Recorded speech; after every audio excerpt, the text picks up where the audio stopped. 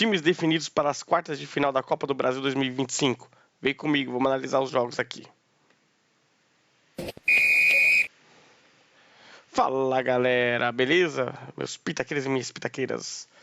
Sou Leonardo, bem-vindo aos Pitacos Esportivos. Não esquece de curtir, comentar, compartilhar esse vídeo.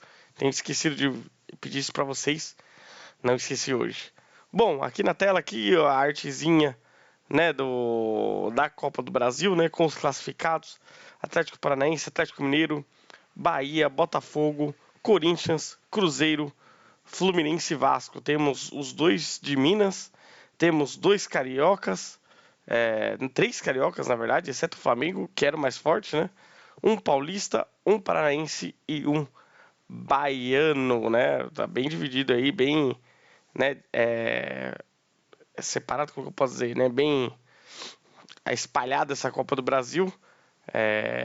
E acho que tem tudo para ser umas quartas de finais bem imprevisíveis, já que os grandes favoritos foram eliminados, né? Vamos entrar aqui então, vou fechar aqui e abrir aqui, beleza. E vamos entrar então nos jogos, né? Então aqui, sem muitas novidades, né? Jogos de volta. O Botafogo ganhou do Bragantino também fora de casa por 1-0. Acho que eu avisei isso aqui, né? Eu falei que isso ia acontecer. Era meio previsível.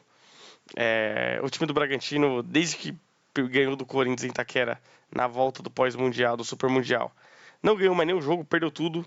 Então, assim, é o time que está em queda livre, gente. Esquece esse Bragantino aqui, não vai arrumar nada esse ano e vai ser mais uma vez figurante, porque aí é para isso que esse time nasceu.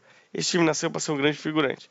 Ao contrário do Botafogo, que mesmo com todos os problemas aí do John Textor querendo vender ou não a SAF e tudo mais, segue numa boa atuada aí, uma vitória importante aí do time do Ancelotinho, que ainda não encaixou 100%, né? Ainda tem gente questionando aí ele, mas acho que é um bom começo, classificou na Copa do Brasil e tudo mais, tá vivo nas competições, né? O outro confronto, esse foi um confronto muito grande, assisti a maior parte desse jogo, Atlético Mineiro e Flamengo, 1-0 pro Flamengo, mas nos pênaltis o Atlético Mineiro classificou aí o Wallace Ian, grande personagem do jogo, perdendo o pênalti, mas vou dizer, o Flamengo até foi razoável, né? Criou jogadas e tudo mais, mas é um time que eu sinto que faz pouca finalização de real perigo no adversário, né? O Flamengo tem muita dificuldade de finalizar jogadas, né? Cria, toca muito bem a bola, na hora que chega na área ali, tem uma dificuldadezinha em definir. O Atlético jogou todo fechado, o Atlético teve muita dificuldade de criar, mas pelo bom resultado que ele fez no Rio, ganhando de 1-0, né, numa falha grotesca da zaga do Flamengo, sempre bom lembrar disso, né? O Flamengo foi eliminado por ele mesmo no fim, né? Porque ele entregou o gol e ele perdeu os pênaltis aí no jogo da volta. Mas acho que é uma classificação justa de que conseguiu ganhar fora de casa e na hora dos pênaltis ali foi bem superior, né? E ao Flamengo, o que resta é uma cobrança um pouquinho mais forte no Felipe Luiz. Como eu falei, acho que o time até cria, mas finaliza muito mal. E eu ainda sinto que o repertório que o Felipe Luiz tinha quando ele começou a carreira naqueles jogos com o Corinthians da Copa do Brasil do ano passado, com o Felipe Luiz de agora, eu sinto que houve uma desevolução, né? Ele não está evoluindo, ele está evoluindo, na verdade, né? Falei a palavra errada. Ele está evoluindo em relação a como ele começou como técnico. Eu achava que ele era um técnico que tinha muito repertório, né? No próprio semifinal da Copa do Brasil contra o Corinthians, quando ele perde o Bruno Henrique expulso, ele muda de um jeito a forma do time jogar ali, que colocou o Corinthians em maus situações, mesmo com um a mais. Acho que ele deu nó tático ali no Ramon Dias aquele dia, e acho que foi um baita trabalho, né? E esse ano eu não sinto a mesma coisa, não sinto a mesma energia e não sinto esse mesmo domínio tático que ele tinha do elenco ano passado. Inclusive pediu um monte de pontinha aí meio campo. Vamos ver como que o Felipe Luiz vai trabalhar com esse novo elenco do Flamengo, já que chegou muita gente, né? Um jogo que eu não assisti, mas achei meio decepcionante o placar. Retrô e Bahia 0-0, principalmente porque o primeiro jogo foi 3-2, né? Pro Bahia em casa, então achei que o Retrô talvez desse mais trabalho. Deixa eu ver a estatística desse jogo aqui, porque nossa, o Bahia sobrou totalmente, né? Não tinha visto isso nessa setor de posse, 16 chutes. Aqui eu acho ruim do Google que não tem desarme, né? Sempre bom ver quem desarma mais no jogo. Isso, pra mim, é uma das estatísticas mais importantes do futebol. E os caras não colocam aqui, mas você vê o Retrô até fez mais faltas. mas claramente não conseguiu competir com esse Bahia do Rogério Ceni. E é isso, né? Justo, ganhou o jogo, era o melhor time, o Bahia tinha a obrigação de passar nesse confronto, galera. Não tem jeito, né? Vamos descer aqui, que eu perdi aqui onde eu estava. Aqui, pra mim, a grande surpresa do campeonato. Atlético Paranaense 1, São Paulo 0 e nos pênaltis 3-0. Eu falei aqui no vídeo passado, o São Paulo era para ter ganho demais o jogo do Morumbi e tomou um golzinho muito bobo no final do jogo. Dito e feito, né? O Rafael foi expulso 4 minutos. Eu tava pronto aqui, galera, para chegar aqui hoje e falar que o São Paulo foi prejudicado pela arbitragem. Mas ontem eu vi um vídeo, né, que claramente o Rafael toca no pé. É um toque pequeno no pé do atacante do Atlético Paranaense, que é bem fraco, inclusive, esse atacante. Qual é o nome dele aqui? É o Viveiros. E o Viveiros até quase torce o pé. Então não tinha muito o que fazer. Tinha que dar o vermelho ao juiz, né? Era o Viveiros ia sair na cara do gol sem goleiro. E a partir daí, o São Paulo ainda criou muitas chances. Esse time do Atlético Paranaense é muito ruim. Esse jogo eu também vi, eu fui alternando entre ele e o Flamengo e Atlético Mineiro. Esse time do Atlético Paranaense é muito ruim. Só que o São Paulo, na hora que precisa de banco, é a hora que o calo aperta, né? Porque o banco é ruim, gente. O banco é ruim. Né? Não tem muita opção aqui, ó. É um banco mega desconhecido. E que faz muita falta aí pro time. Bom, indo agora pro próximo jogo. Fluminense 1, Inter 1. Acho que isso também tinha comentado no vídeo passado, né? A partir do momento que o Flu conseguiu a vitória fora de casa contra o Inter. Esse Inter aí, vamos combinar, hein, gente? Tá difícil, hein? Vamos entrar aqui nos últimos jogos do Inter aqui pra ver. Ó, empatou com o Flu, perdeu pro São Paulo, perdeu pro Flu, empatou com o Vasco e ganhou do Santos, que, né? Conseguiu uma vitória boa do Ceará. Até que tava ganhou uns 3 joguinhos seguidos aí. Mas aí essa sequência agora de Flu, São Paulo e Flu não foi boa, né? E eu acho que é um time muito inconstante na temporada, né?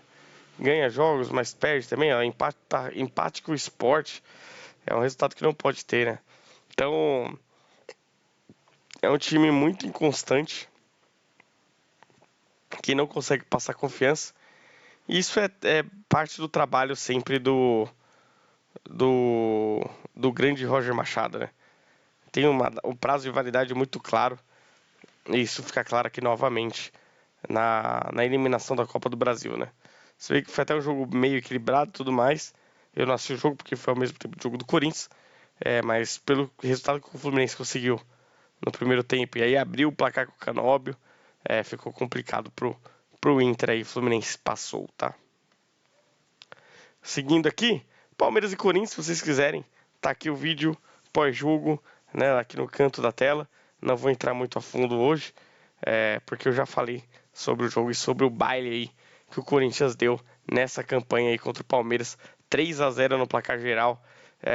O Corinthians sobrou, gente, sobrou e mereceu passar com todos os méritos, ganhou em Itaquera, ganhou no Allianz, não tem nem o que discutir, né? Foi um baita mata-mata, né? Uma baita oitavas de final do Corinthians e um péssimo do Palmeiras, inclusive que gerou crise lá no Clube Palestrino, beleza? Vasco e CSA, liguei esse jogo ontem esperando uma surpresa, né? Algo diferente parece acontecer, mas do nada o Vasco fez 3-0 ali, e ainda teve aí o gol do CSA que eu nem vi no começo do segundo tempo, e não teve a menor chance, né? O Vasco atropelou o CSA, que é um time bem fraquinho também, mas que impôs um respeito que eu talvez não esperasse, né? E acho que nem o CSA estava esperando o Vasco de maneira tão intensa como foi ontem, ó. Você vê 24 chutes a gol a 7, 72% de posse, né? Não deixou o CSA jogar e mereceu a classificação, foi bem tranquilo o jogo. O Vasco aí foi um dos times que deu sorte no sorteio, né? Junto com o São Paulo. São Paulo tinha dado sorte no sorteio. Conseguiu ser eliminado do Atlético Paranaense, um time bem ruim que não era para ser eliminado, né? O Bahia foi um que soube usar, né? E acho que todos souberam, né? Bahia, Vasco, Cruzeiro e o São Paulo é o único que conseguiu o feito de perder para um time muito pior que ele. Claro que tipo, quando a gente fala de Atlético Paranaense, a gente fala de um time que foi bicampeão de Sul-Americana, campeão de Copa do Brasil, chegou em final de Libertadores há 3 anos atrás. Só que o estado atual hoje do Atlético Paranaense é de um time bem pequeno, bem abaixo, com elenco ruim, né, o gramado meio ruim lá, society sintético ruim também. Eu só tenho shorts ontem, tem que acabar esses societies, estão destruindo o futebol brasileiro. E o último confronto, também coloquei outro joguinho mais complicado pro Cruzeiro. Teve pênalti perdido pro CRB. Acho que o CRB perdeu chances, né? Inclusive chutou mais a gol, mas pouco ao alvo. Né? Aí tem o Cássio, né? O Cássio é sempre um ponto importante, ele gera muito receio do adversário, principalmente quando é um time menor como o CRB assim, existe um respeito muito grande, né? A figura dele. Mas foi uma classificação mais complicadinha do que parecia ser, né? Ali o pênalti no final do jogo, se o CRB empata, talvez não tomaria esse segundo gol aos 96 minutos, mas não fez, o Cássio defendeu, e aí o Cruzeiro sacramentou a vitória, passou, né? Foi umas oitavas complicadas, né? Não conseguiu ganhar em casa e ganhou fora. E foi com o time meio titular ontem, né? Foi com o Matheus Pereira, foi com o Carlos Jorge, né? Lucas Silva, Lucas Almeida, no time até mais titular que o que jogou semana passada e conseguiu o resultado Cruzeiro, deixando aí os confrontos definidos. Deixa eu voltar aqui para confrontos definidos não, né? Mas os times definidos, né? Que são esses 8. E aí a grande perda é dos favoritos Flamengo e Palmeiras, né? Não tem jeito, gente. Todo campeonato que Palmeiras e Flamengo entram no Brasil, eles entram como favoritos, né? São os dois times que mais investiram dinheiro. O Flamengo vem de uma janela de transferência absurda agora no meio do ano. O Palmeiras gastou muito no final do ano passado, começo desse ano, em Paulinho, Vitor Roque e tudo mais. E os times não encaixaram ainda como deveria, né? Principalmente o Palmeiras, né? O Palmeiras está numa crise aí, e é até algo que eu falei ontem no vídeo, né? Talvez não reforçou como deveria esse elenco. E perdeu peças agora após o Super Mundial que vão fazer muita falta, como Richard Rios e Estevão, né, não conseguiram repor à altura esses dois jogadores, né? O Flamengo, pelo contrário, o Flamengo está contratando. Agora cabe ao Felipe Luiz dar o foco que tem que dar e fazer esse time jogar bola. A obrigação é dele, ele não tem desculpa, o elenco é muito bom, né? Então vamos aguardar aí, terça-feira sai o sorteio dos confrontos, e não só o sorteio das quartas, né? Já sai o chaveamento até a final. Aí todos os times vão saber o caminho que vão ter que fazer para 6 jogos para o título da Copa do Brasil. Acho que a eliminação de Palmeiras e Flamengo abriu uma porta aí para a gente ter um campeão surpresa, né? Claro, tem o Cruzeiro que está jogando muito bem, tem o Botafogo que ganhou os 2 títulos mais importantes do ano passado, mas é outro time reformulado, tem todo o problema da questão textor. Tem o Atlético Mineiro, que é um time endividado, mas conseguiu passar, um time forte, um time que tem nomes reconhecidos, né? O Fluiden, né? Acho que fez um ótimo Super Mundial, mas ainda não se achou aqui desde a volta. E aí você tem os times, o Bahia, né? Que também está nesse processo, o Bahia está bem no Brasileiro, acho que é um bom trabalho do Rogério Ceni. Acho que essa Copa do Brasil pode ser sacramentar, né? O Corinthians, mesma coisa, acho que é um time muito parecido com o Atlético Mineiro, no caso, mega endividado, mas tem um bom time, e que nessa força aí com certeza, na força de Itaquera, eu estava lá no jogo de ida contra o Palmeiras, foi uma atmosfera muito única, e eu acho que o Corinthians tem que tentar replicar essa atmosfera em todos os jogos da Copa do Brasil. E aí você tem para mim os patinhos feios, que é o Atlético Paranaense e o Vasco, né? Para mim são os 2 piores times aí dos 8.